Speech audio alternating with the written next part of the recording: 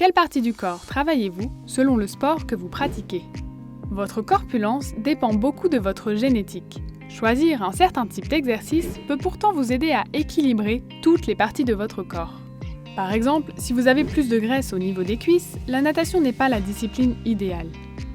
Dans cette vidéo, nous allons voir comment les différents sports influencent la musculature de votre corps. Chez FitZone, nous respectons tous les sports. Nous vous présentons ici quelques faits qui peuvent vous aider à atteindre vos objectifs selon votre morphologie. Numéro 1. La marche. La marche vous fera perdre en graisse au niveau des jambes très rapidement. Elle amincit le corps et muscle les fesses.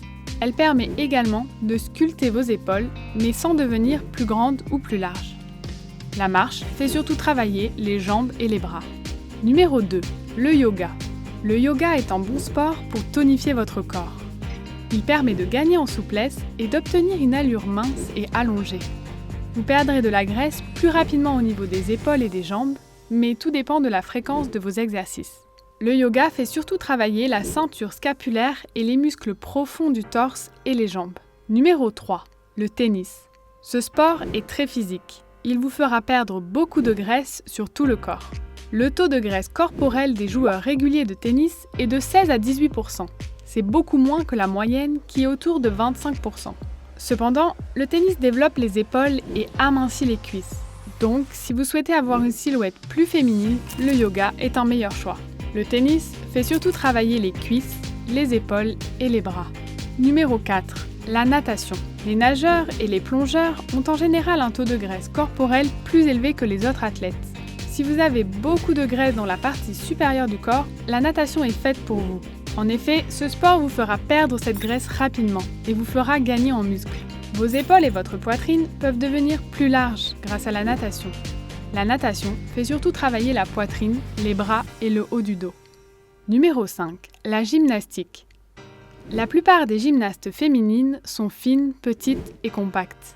Les hommes ont une carrure en forme de V, car leur torse est extrêmement musclé. Ils ne sont pas forcément minces, mais leurs jambes et leurs bras doivent être en très bonne forme. Il faut aussi être très souple, comme au yoga.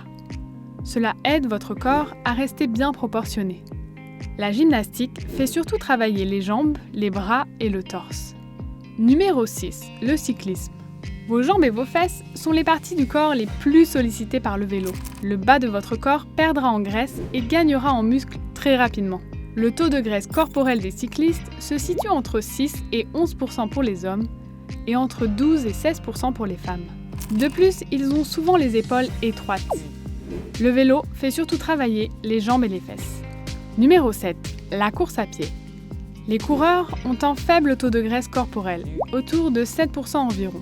Ce sont d'abord les jambes et les cuisses qui prennent une forme plus athlétique. De plus, les coureurs utilisent une énorme quantité d'oxygène, ce qui développe leur réseau sanguin. Cette meilleure circulation du sang est bénéfique pour votre santé en général.